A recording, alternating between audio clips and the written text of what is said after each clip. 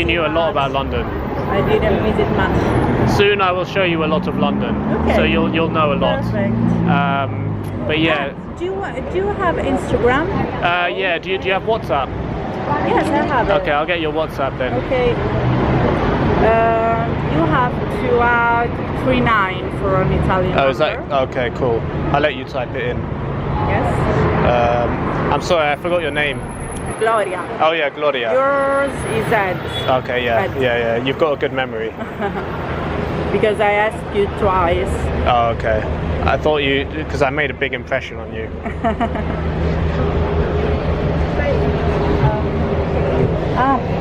You didn't.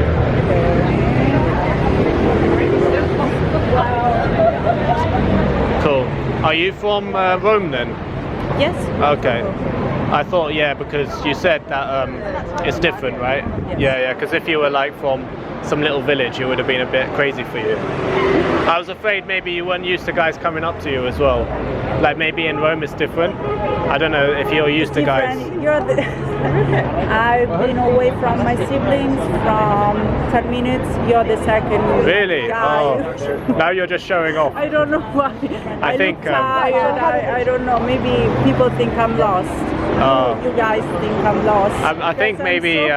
I don't feel too well. So No, look, you look very good. You've got a nice outfit, and you look, Thank you have you have an exotic look, and I think Thank that's you. why guys are saying You're hello very to you. kind, thank you. But yeah, it'd be nice to meet if you have time. yes. of Yeah, course. nice to meet you. So you can see in this clip here that this girl got approached by another guy like literally 10 minutes before I approached her, and that's really normal, you know, in London. You know, when you get an attractive girl who looks a bit sort of, you know, foreign and a bit more exotic looking, you know, they get approached a lot. And yeah, it's something that's just been the case actually in London for quite a long time now. You know, you're essentially competing with a lot of guys in a place like London, and it's just how it is, you know.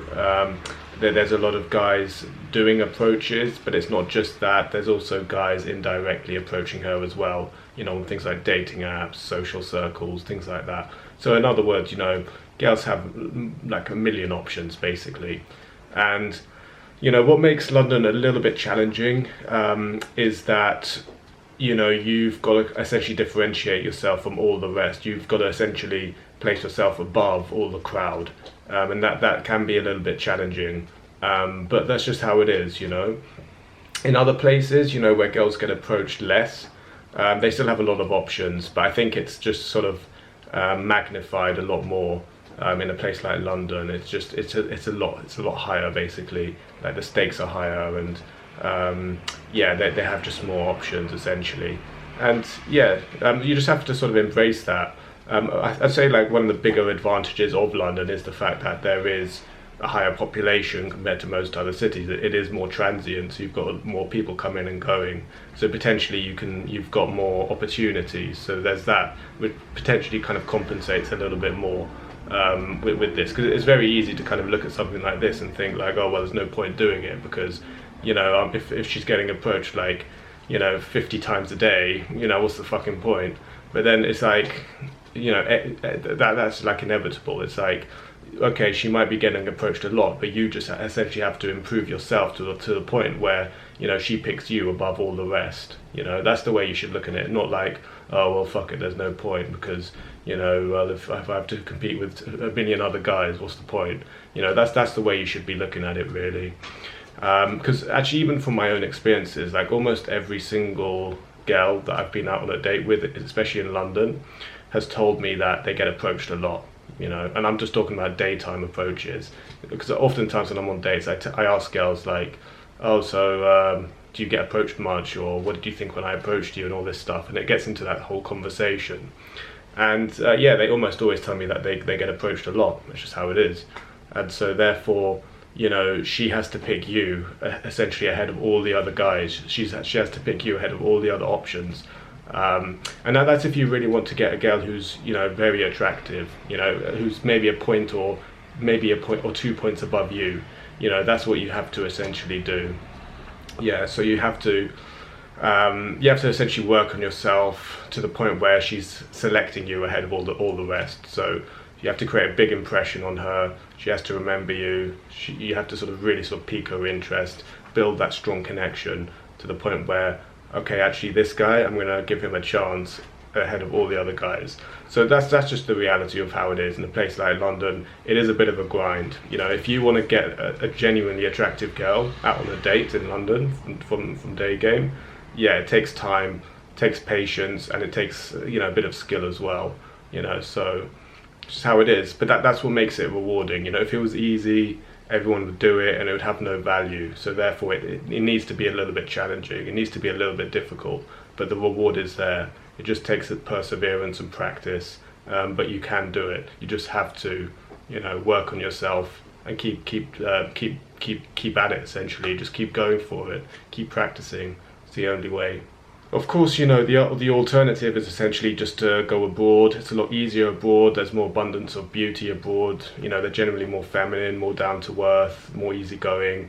So there is that advantage, and that's why I'm always going on about why it's so much better to go abroad and do this stuff, or at least you know, use your holiday time wisely and all this stuff. But I also appreciate the fact that, you know, if you're living in London, you're based in London, your work is in London, your friends, family are in London, then obviously that's where you're based, and that's what you have to deal with. You have to work with what you've got, and you have to just accept the situation, accept what it is, how it is, and just do the best given the circumstances. You just have to adapt to that and just do what you can. But obviously, if you are in a fortunate position to be, like, geographically independent, and you're still spending most of your time in London, then maybe you should think about that a bit more. I find, like, in London, especially in the summer, you know, girls, if she spends a reasonable amount of time outside, you know, walking outside in the daytime, she's going to get approached a lot. You know, I've had it before where I've approached a girl on Oxford Street, and I was like the 5th guy that day that approached her, and then she's giving me this look on her face like, oh, not this shit again, you know. And yeah, it can feel a bit annoying. Like, it did, you know, in the moment when I experienced that, it did annoy me a bit, because it just feels like, oh, it's just, the whole thing's just been bastardized, and it just feels like it just hasn't got that impact, because the whole point of, like, cold approach is that it should feel like a very sort of spontaneous, almost magical moment, like this interjection, this, like, intervention into her life, just like that, and it's very sort of powerful and memorable. But when it's already happened, like, however many times previously, it kind of loses the impact. And it loses the novelty, which is a really big thing. And yes, it is very annoying, but essentially you just have to accept that, yeah, you're competing with other guys, but actually in reality you're not just competing, you know, with other day gamers in London, you know, on Oxford Street. If you want to get a genuinely attractive girl, for, you know, out on a date, in any form of however you're doing it, you're always going to be competing with other guys. You know, you're competing with guys sliding in her DMs, you know, on online dating, you know, night game. An attractive girl in night game, she gets approached literally every 10-20 minutes. That's no exaggeration, you know. So she's got so many options. You know, the social circle, we've got like 5 to 10 guys trying to get with her in a social circle. So she has so many options, and that's the thing. So it takes a lot of grind. You've got to play the numbers, and you've got to do the best you can every time when you go in there. Just how it is, and that's just that's the nature of it. That's the reality. But embrace the challenge. That's the thing with this. You know, you should embrace the challenge. Don't get sort of downbeat about it. Just embrace it. Just realize that, yeah, it's not easy. Yes, it takes work, but it's just how it is. It should feel like that. You know, it should be a fun activity. Don't get too outcome dependent. Don't get too obsessed about, you know, what the actual reaction is or the outcome is. Just do your best in the moment. Enjoy it. Take it step by step. And enjoy the whole process, just how it is, and then you'll get better results that way anyway, when you don't get too obsessive about stuff.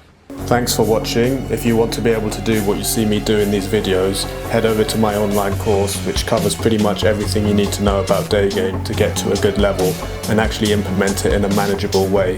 Link is in the description.